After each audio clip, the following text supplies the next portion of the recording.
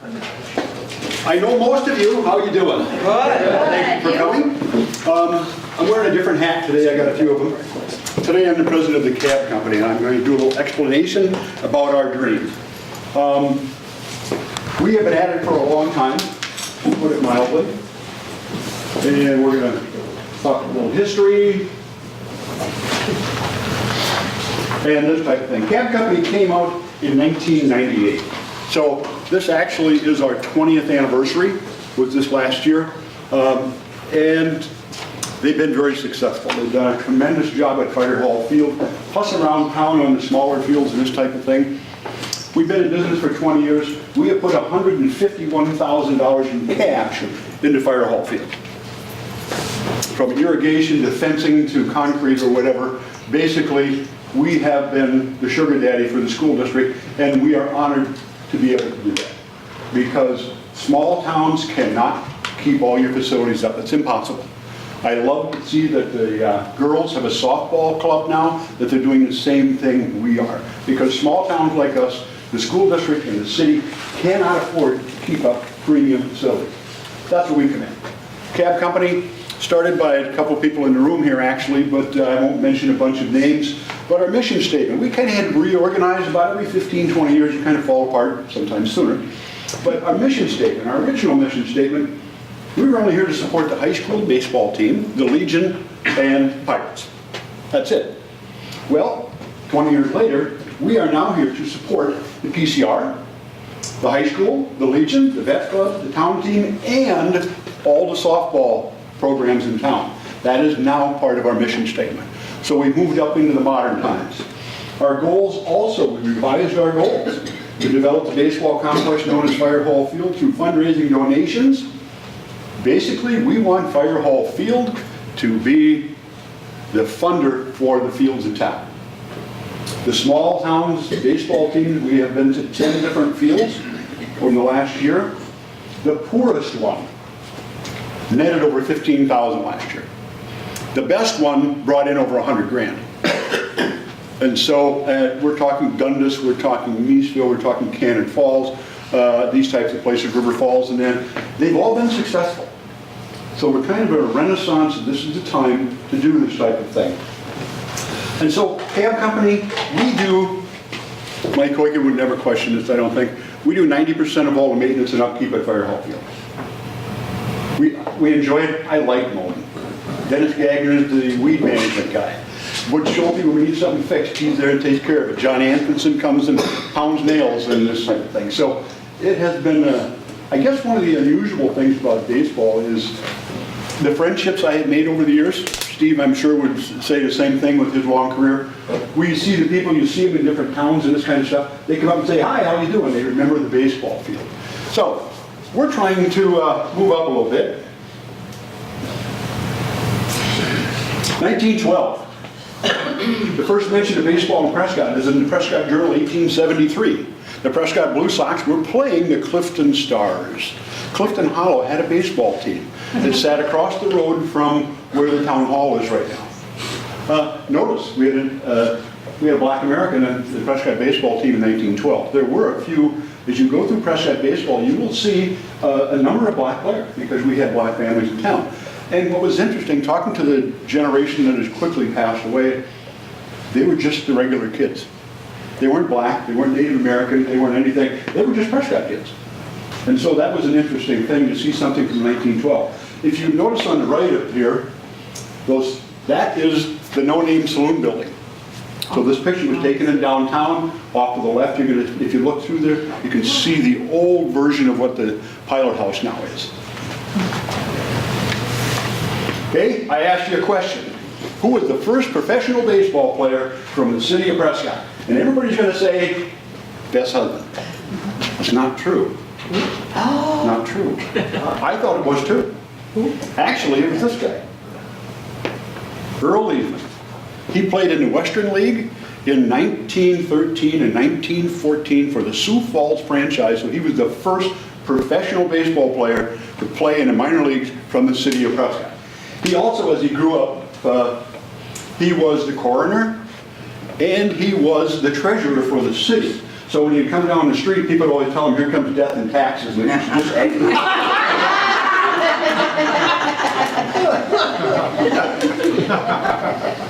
This was in the back of our old middle school before they put the addition on. This is about 1910, 1911, and this type of thing. It looks like something from Spanky and our gang.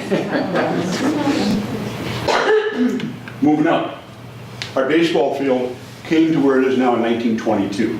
Prior to that, the baseball field was, if you look at the Catholic Church, look to the right and way up by the top, you'll see where the power station is out there. That power station and those condominiums is where the old baseball field was. It was also this county fairgrounds. When they built the bridge, they had to redo Highway 10. Highway 10 used to come in from the stop sign, come all the way across to Malone, and then down the hill through the middle of town. In 1922, they took all the sand that made up the baseball field and they built Highway 10 around the hill where we've known it for our entire lives. And so the baseball field had to move. And here's another picture of where it would be. As you go through this, I wish you would do one thing. We live in a beautiful spot. Once in a while, just stop what you're doing and look. Because many times we're so busy, we don't. So here we are, 1948. We have Gibb Street used to go through there, so they had to have home plate. It was more out where first base is, where the building is. They were hitting the cars into the yards across there. Now this comes from the oldest living baseball player in town telling me this, that's Jerry Reichert. He's still with us, he's still very lucid, told me some neat stories. Here's where we are now.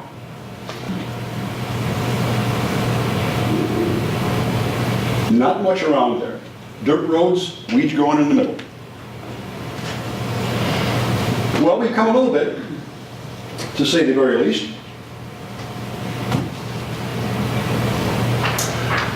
Many Kiwanis would know most of the people in this picture. Kenny Eichmann, Herb Steele, a couple of Leesman brothers, my father, my uncle, Boone Hermanson, who was a teacher and father of the kids in Prescott. Porky Eichmann right front and center in the middle, Dick Leesman down there. The two young guys are still with us. One is Michael Cotter and the other one is Jerry Severson. And this is 1949 when they were the state champs.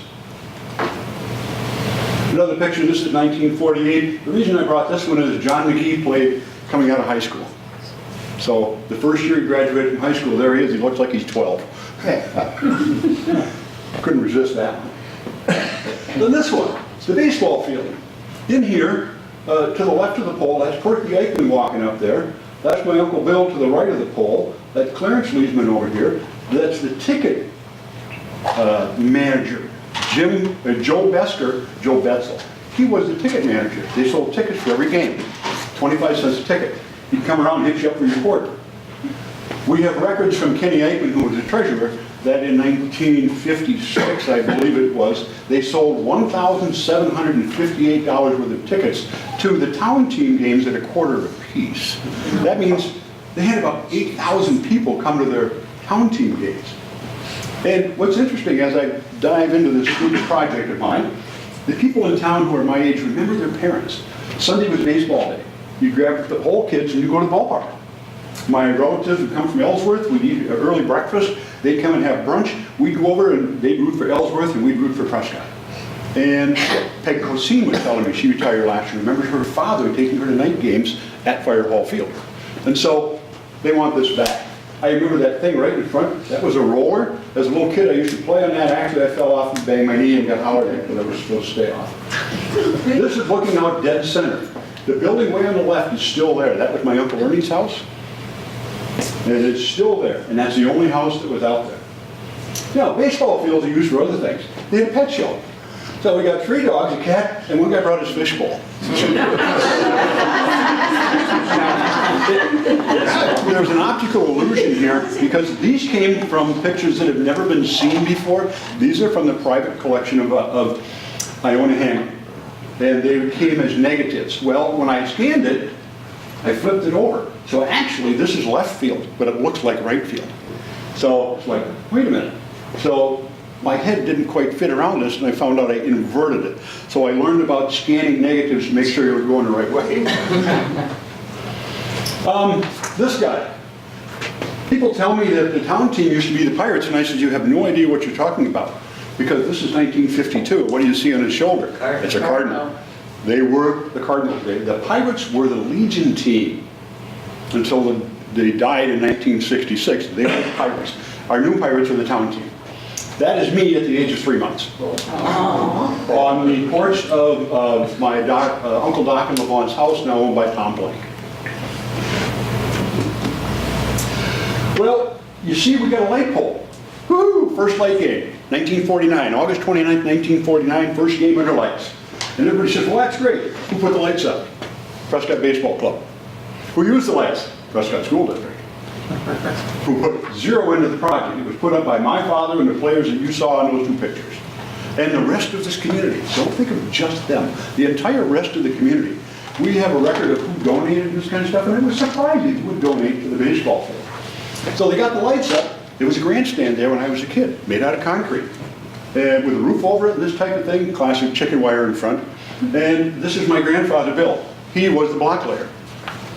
And if you look inside of our field now, just inside of the backstop, there's a dead piece of grass.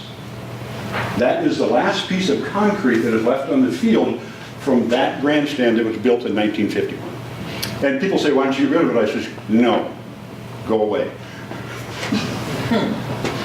Here we are now. Now we're going to move into now. This is Malone. 3 adequate fields. Not great, adequate. The district does as good as they can. PCR does as well as they can. This is where our little guys play. Actually, for little kids, pretty good facilities. Pretty good facility. But we'd like them to be better. Okay, now we're moving up to the Dexter Street field, which are called First National Bank fields because they were gracious enough to help us fund them. They're about 80%, 85% complete. It takes a lot of fiddling around with a project like this. They were well done.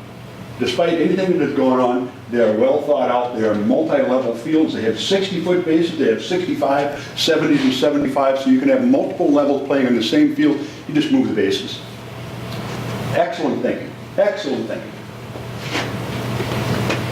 Here's our girls' varsity softball field. You can see in the bottom they're still using it for football practice, but I don't think that will continue for too many more years. We're working on behind a new high school and this type of thing because they put up a brand new concession building. That was done by the parents of the softball girls. They have been out there borrowing our edger and all this kind of stuff, making it feel better every single year. Our scoreboards are dead, and Dr. Spacuzza and I are working on that. The scoreboards, the baseball field, 1991. Football field, 1993, and the softball field, 1995. They're all the same stuff, no parts, no components. Tom Thone and I have crawled up and down ladders and got new parts. They're dead, can't fix them. So, but the girls want to put a fence out here. They'd like to see lights in the future and this kind of stuff. So I tell these people, if you don't have any big dreams like that, you're not going anywhere. The worst you can do is fail. The worst is not to try. Here's a JV baseball game, or baseball field. This is absolutely the best look at this field because if you get close, it's not pretty. The outside edge is about this high. The grass is horrific and this type of thing. The mound is made out of dust, so every time you have the pitcher's foot's got a hole about this far down, and it's just something you never get around to. We're kind of looking at redoing some of this, and we'll see what happens there. You move up to the 2 little Warner field. School has put new fences all the way around these, has improved the dugouts and this type of thing. Pretty nice little playing fields. They've been working on the edge out back there to get rid of the lip. That protects people from having to go to the dentist too often. And they would also, I know Mr. Hoyker would like to take one of them out of commission when we get the Dexter up and redo the outfield in one, and then bring that one back online and the next year redo it. So there are plans to improve these. Here's Fire Hall Field. This is at Pirates game. Didn't look like that when Steve Block came to town a couple weeks ago. In center field, there was a backstop for a softball field. Paul Moskey-Eichen and I built a softball field. We didn't ask anybody. I remember Bernie Lepley coming down, and he parked his car out on the street, and I'm over there finishing something up, and he jumped out and said, "What the hell is this?" I said, "Well, it's a softball field." He said, "Well, who the hell told you you could put one here? I said, nobody. I said, who yeah? He said, nobody. And he sat around and he thought, he said, well, who paid for it? I said, who prepared it? He said, well, hell, I said, I guess the softball field belongs to the school. I'll see you later. He left. And so we did have, and if you look, you can see the imprint in dead center. You can see the infield is still there. My butt knows where it is when I hit it with my mower every time. But you can see right up in center, you can see where the cut-in infield was. Where did the fence come from? Babe cannot block, don't. Where did the fence come from the big field? Babe cannot block, don't. So we've been able to do some unusual things. Here's our last big project. We thought it was just yesterday, but 11 years ago. $35,000, we rebuilt our infield. We irrigated the entire field. I remember the meeting. We sat at Flanders and said, well, we can't afford to irrigate the whole field. And Tom Ferenchek, who owns golf courses, who understands irrigation, he says, if you're not doing the outfield, I'm leaving right now. And he stood up and headed for the door, and we were going to leave. Because to do the rest of the field cost $3,000. To bring a crew back on and redo it would have cost us $10,000. And so we ended up with an entirely irrigated field. And what's kind of fun is the track kids, when I need to find the sprinkler heads, I wait until a hot and sweaty day and they're all practicing cross country. I go pop the sprinkler heads up and they got the little flag they marking for me. They love it. So every year.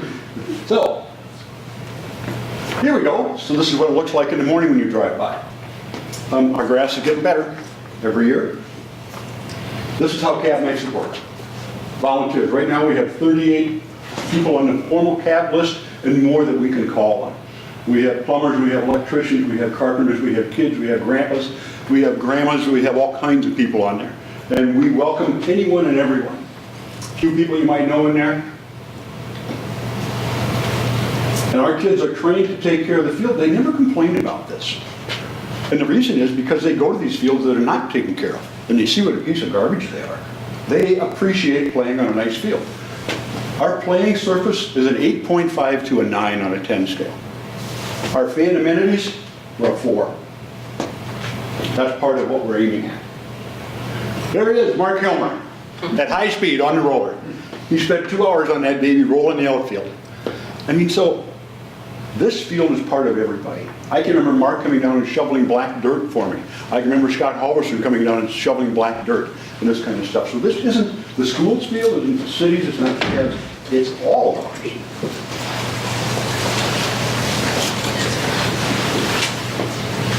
Jeff and Jeff cooking hot dogs. Oh, you know this guy. John Arnett. And here's some of the ladies who made it possible. From the bank ladies, they said, don't take our picture. Why? You're important to us. You make all this work. Tom Ferenchek and Gordy discussing the good finer points of baseball, I'm sure. Tom's youngest son graduated 9 years ago, Steve? Mike? About 9. Tom still comes in and helps. When we need something, I go and ask him, he shows up and helps. There's the fans. Last year when Ellsworth played here in the regional finals, we had almost 1,000 people at the baseball field. Here's the upstairs crew of years ago. We stream everything live from high school, from Fire Hall Field. The Cable Commission is looking at putting it live on cable. And then we would probably do Pirates games and that type of thing too. Old baseball stuff. Who plays there? Here you go. Here's where they start. The St. Croix Valley Baseball Clinic is free every year. I've never seen fewer than 100 kids. It is paid for by the Prescott Baseball Club.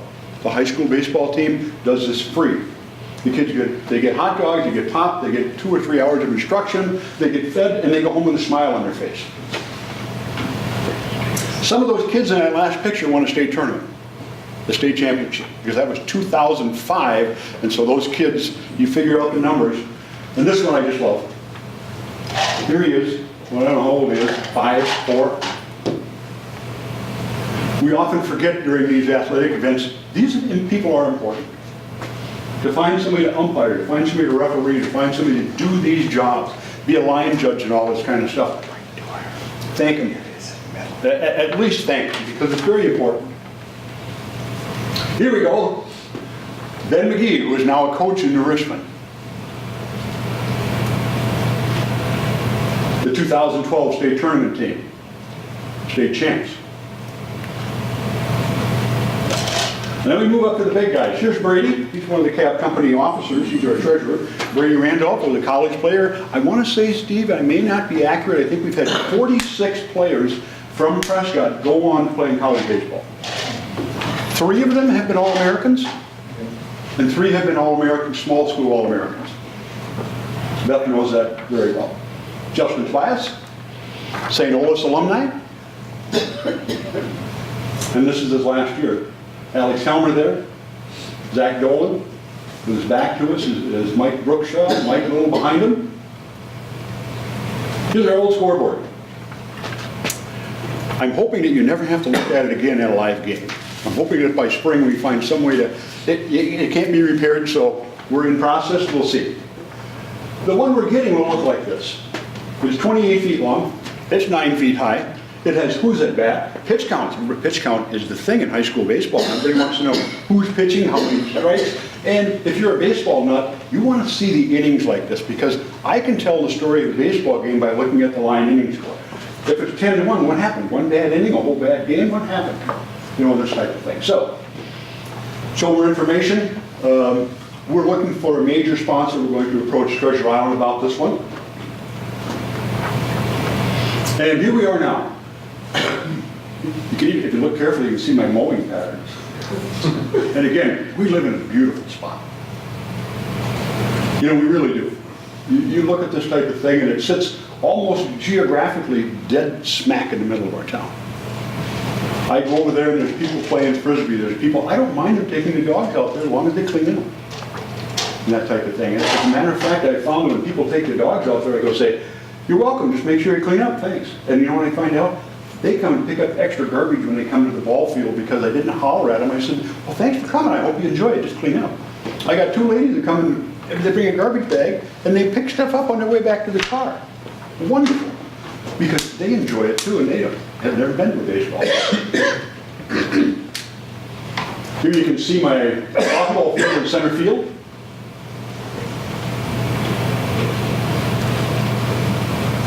This is kind of what you're looking at. The green over there, that's the existing building. We're going to cut that off and move it 50 feet down left field. We need that to run our electrical into, our connections into, our irrigation controls. They will go into the big building, which we're going to slide down. The amber orange, that will be the Prescott Paver Plaza, which will have 3,000 pavers that we're going to sell to people because potential to make a fair amount of money off of it. I've already been approached by people about buying a number of them. We sell them cheap. When they did the clock tower, they were $100 a piece. It took me over an extra year to sell them. Ours are 40 bucks, 2 for 75. Ladies are on sale. They're 3 for 100. Hey, you got to have marketing. The blue would be our concession stand, which would be 20 feet by 30 feet. It would be up to modern specs as far as we're actually going to have Pierce County come and direct us as to how to build a kitchen and what we have to have in for equipment to pass specs and code and this type of thing. The seating, a good portion will be on top of the concession stand. We'll have a roof on it, so you're going to sit right behind home plate. You're going to be 8 feet off the ground. You're going to have the best seat of the baseball game you could possibly find. Plus, we're going to move that big building back 6 more feet so we don't cut off the sight line going down left field. The scoreboard is not going in left field. It's going to go where the old one was. I was down mowing, and the engineer from Cedar Corps showed up. And I went out and pinned him down and says, what do you think about this? And he was looking. That's a drainage ditch behind there. That has destroyed the integrity of that piece of ground over there. He says, I would never put a major scoreboard here. I said, Dave, is that a name? I think so. I said, thank you, sir, so we moved it. Plus, the other one already has electricity running to it. That saved us $1,000. Parking lot in center field, we were going to pave it. We're not. Why? Because they have drainage problems in that neighborhood. And we are a neighbor. If we put a hard parking lot in there, that's going to make the drainage problems worse for everybody around there. So we're going to leave it grass for now. And then they make permeable parking lot surfaces. If we did pave it, it would be something that the water would go through. Because when we polled the 60 homes around here, that was one of the things about these people having water running in their basements. God, I don't want to make it worse. What's included? Roof grandstand, state of the park. Our LED lights are the same thing the Twins use, the same thing the Vikings use. And people say, well, how come you're going that way? We're not going to do cheap crap. Because if you want to have your center fielder carrying a flashlight in his back pocket, that's fine. But we really don't want that. We want to have industry standard, top of the line stuff. Costs more money? Sure it does. But it's also guaranteed for 25 years, and we don't touch it for 25 years. We could save some money, but there's no guarantee past about 2 years. Improved seating. There'll be 150 flip-down chairs. We're going to sell those as money makers. Cannon Falls is about 300 of them.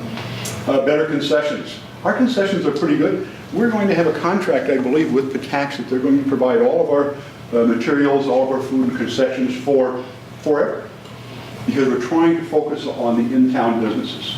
Patax is so good, we said, why would we go anywhere else? Sure, I can go to Costco and buy it cheaper. Costco doesn't pay property taxes in my town. Patax do. Plus, anytime you go asking for something, they're there to help. So, shade trees, parking lot, a kid's playground. So, why do you need a playground? I've been to a couple of these fields where they got a playground with like a sandbox, a little roof over it, net around it, so you can send your 3-year-old out there and you can sit 20 feet away and you can watch them. You can watch the baseball field and they're inside this cage and can't get away out onto the street. Well, and Matt Monteith, who is a professional playground designer and installer, is going to take care of that for us. Okay, how will we fund it? Fence signage. We need 40 sold by April 1st. So we're in business. Large sponsor advertising. Each one of those will be individually tailored. So when we go to Treasure Island for the scoreboard, it'll be individually done for them. Sale of field naming rights. Boy, we're hoping for a sugar daddy. There are people in this town who can walk out and write a check for it, the whole thing. Wouldn't even blink. Who knows? All I found out is you don't ask, you know the answer is no. If it's no, you say, well, thank you. Cab Company Banquet. Our 21st banquet coming up on March 22nd. That's one of our fundraisers for the year. We'd like to invite all of you. We will remind you as we get closer, often. Private donations. We haven't taken any private donations yet, simply because we're, Dr. Spikuza and the school board and CAB, we're finishing up the legalities of the contract and leases, and we felt that to go and take a donation until a lease was done wasn't ethical. Now, I can sell you a sign on the fence that's ethical because you're getting a product for your donation. But private donations, I've got $2,000 sitting in my pocket when it's done from Don Atkins. So as soon as we are legal, the Eggers family is going to start the donations as a $2,000 donation to the school. That'd be about $1 an hour for what I make. Grandstand seed sales, mentioned that before. I wish I had brought the bricks along, they're pretty cool. They look very nice. City and school contributions, we talked to the city and school both 8 years ago. So Rick, you're not held to anything, because you weren't here. And you were gone. And Tom, you were on the board and kind of know. The school was going to contribute, and so was the city. We haven't been into the negotiations yet. The city is very on board for this because it meets their parks plan, it meets their green space, it meets their community gathering spaces, so they have funds to dedicate to this because it's a community gathering place. And how can you help? Join the cab company. Everybody's welcome. We do have a couple, 3 women members. Donate to the cab company, attend the cab company banquet, purchase a fence sign for your business or your grandmother, if she wants your name on the fence. Volunteer helping at events. A lot of times, if you're a cab company member, I will simply put you on our email list, and I will send you our notes, I will send you our information, I will send you our minutes from our meetings, just to kind of keep you up to pace.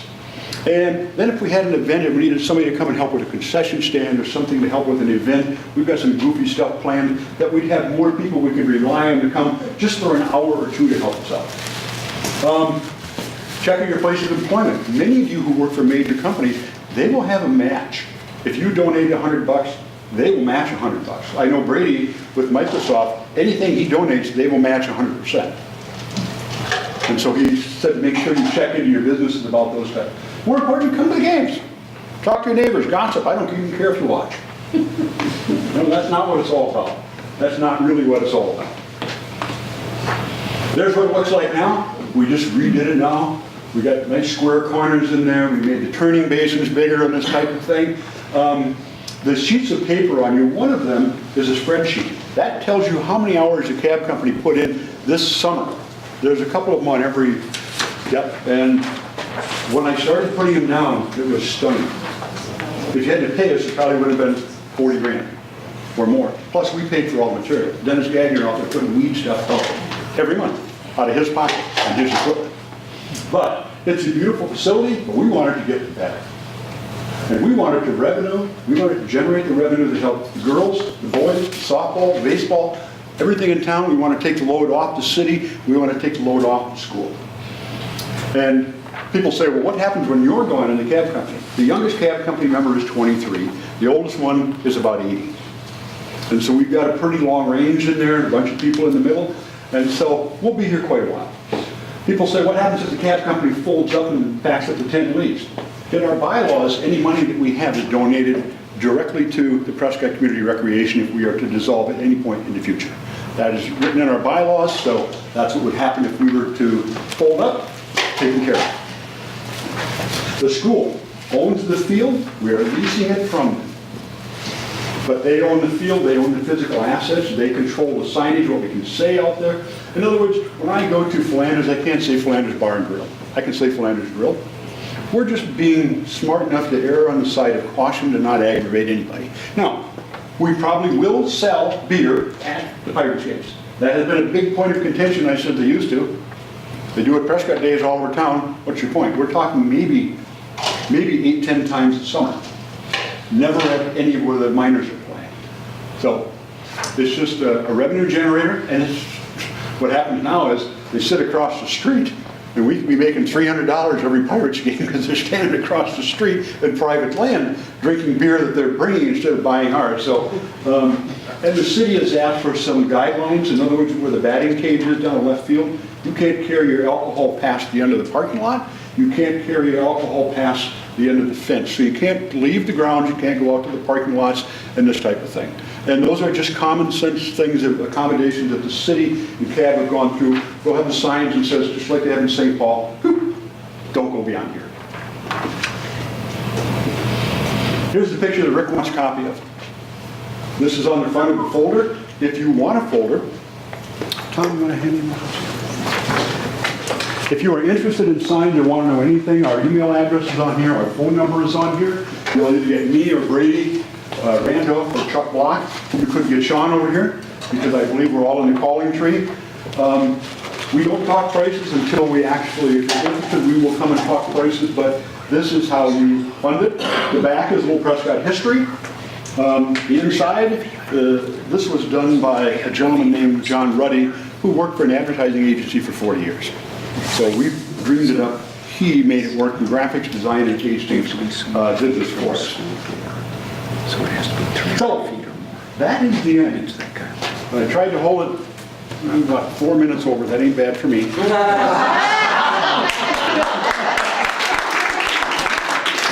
if you have any questions, please ask. If you want those, absolutely. But, as I tell everybody, when you leave, go do good things. I'm not sure what that is, but there's a lot of good things that need to be done. Take care. Thanks, Alex. Thank you.